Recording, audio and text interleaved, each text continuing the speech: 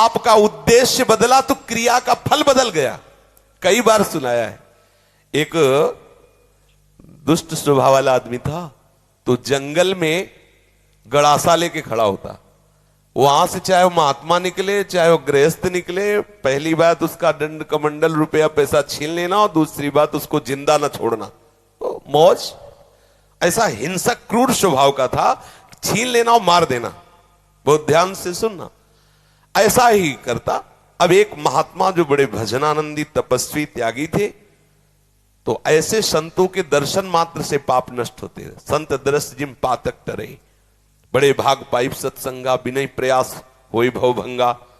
ऐसे महापुरुष का सानिध्य जो ही मिला तो उसने उठाया गड़ासा। तो उनका क्यों भाई, क्यों मारोगे? बोले हमारा व्यसन है, मारना हमारा स्वभाव है, हमारी आदत है, हमें नशा है, हम सामान छीन लेते हैं मारते हैं। बोले ऐसी दुर्गति होगी तेरी कि तुझे पता नहीं।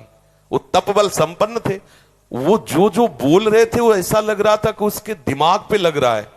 थोड़ी ही देर में संभाषण मात्र, एक तो दर्शन दूसरा संभाषण, तत्काल उसके हृदय में कंपायमान, हृदय में भय पैदा हुआ, चरणों में गिर गया। महाराज मैं तो बहुत पाप की, ये देखो संत दर्शन का फल, कोई उपाय बताओ। महाराज सब छोड़ दूंगा यदि मुझे शिष्य बना लो। तो उनका तुम्हें ऐसे शिष्य नहीं बनाएंगे, पहले तुम भारत के तीर्थों का अवगाहन करो, जब तुम पवित्र हो जाओगे तब तुम्हें शिष्य बनाएंगे। तुमने बहुत सी हत्याएं की है, बनाएंगे शिष्य, लेकिन पहले भारत के तीर्थों में भ्रमण करो।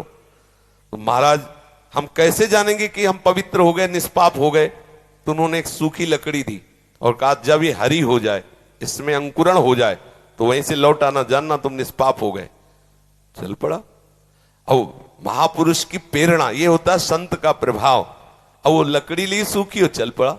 10 किलोमीटर चला होगा तो एक जंगल में एक बहुत बड़ा बट वृक्ष था, बरगद का, बहुत बड़े बड़े पेड़, बरगद के बहुत बड़ी, उसकी जड़ ऐसे आके शाखाओं से नवीन वृक्ष की रचना, बहुत बड़ा वृक्ष था।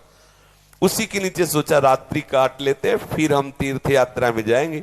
उसी के नीचे तो 4 बदमाश ऊपर चढ़े हुए थे, चोर, और वो समीप वाले गांव में चारों तरफ से आग लगाने का प्लान बना रहे थे कि तुम दक्षिण की तरफ से आग लगाना, तुम उत्तर की तरफ से आग लगाना, और फिर जो निकलेगा उनको मारेंगे, ऐसा ऐसा। उसने सोचा है इतने पाप किए हैं, अब तीर्थ यात्रा तो जा ही रहे, इन 4 को और मार देते हैं, क्योंकि ये 4 मरेंगे तो पूरा गांव बच जाएगा। और जो तीर्थ ही जा रहे तो जब 50-100 वो मारे तो 2-4, इनमें क्या जाता है।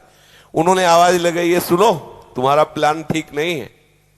तो देखा कि कोई हमारे प्लान को सुन लिया। तो उनका देखो हम तुम्हारे गुरु हैं इस बात के, जीवन हो गया गड़ासा चलाते हुए, मुझे पता है तुम फंस जाओगे, नीचे उतरो। अब एक साथ थोड़ी उतरेंगे, एक एक उतर। बड़ा वृक्ष था तो जड़ की आड़ में, उसको पता था, मारने का अभ्यास था, बिना अस्त्र शस्त्र के हाथ ही से मार दिया, 4 को मार दिया। मारा, सोचा अभी यहां तो हमने हत्या कर दी, यहां नहीं रुकेंगे, आगे जो ही लकड़ी उठाया तो हरी हो गई। गुरु जी लोग कहा था लकड़ी हरी हो जाए तो वापस आ जाना तीर्थ यात्रा। अभी तो कोई गंगा नहाया नहीं, जमुना नहीं नहाया, तीर्थ यात्रा नहीं की, और लकड़ी हरी हो गई, पर गुरु ने कहा था हरी हो जाए तो वापस आ जाना। वापस चला गया। जो ही पहुंचा, कहा गुरु जी दंडवत। बोले तीर्थ यात्रा के लिए भेजा था, वापस कैसे आ गए? बोले आपने कहा था जहां आपकी लकड़ी हरी हो जाए वहीं जान लेना, पवित्र हो गए। तो गुरु जी लकड़ी तो हरी हो गई। तो बोले किस तीर्थ में लाया? बोले ना आया नहीं, 4 को और मार दिया।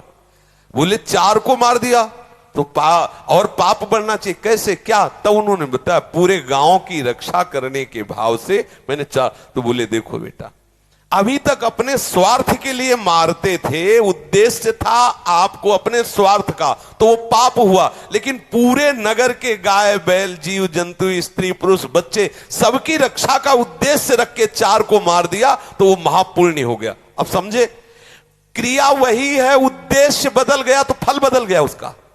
आप गृहस्थ में जो क्रियाएं कर रहे हैं वही क्रियाएं प्रभु के लिए करने लगे, उद्देश्य बना ले प्रभु की प्रसन्नता, बात बन गई।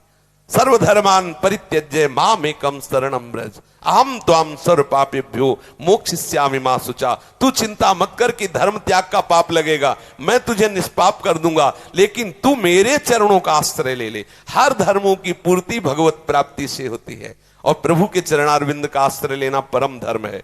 जो धर्म कर्म प्रभु की प्राप्ति में बाधा पहुंचावे तजिए ताहि कोटि वैरिशम, उसे करोड़ों दुश्मन के समान त्याग देना चाहिए। जैसे तजियो पिता प्रहलाद विभीषण बंधु भरत महतारी गुरु बलि तजो कंत ब्रज बनितन, बोले भेमुद मंगलकारी। इसलिए अपने जीवन का लक्ष्य प्रभु प्राप्ति बनाने वाले के लिए हर धर्म भगवत प्रसन्नता के लिए किया जाए, वही हो गया भगवत प्राप्ति का हेतु। समझ रहे? ऐसे कितने महापुरुष देखे गए अपने कुल कर्म को करते हुए भगवत प्राप्त हो गए, क्योंकि वो प्रभु की प्रसन्नता के लिए किया। अभी क्या करते हैं हम, जो भी करते हैं अपने सुख के लिए करते हैं, अपनी राजी के लिए करते हैं, और भक्त प्रभु की राजी के लिए करता। क्रिया वही है, उद्देश्य बदल गया, उसका फल बदल गया। समझ गए आप?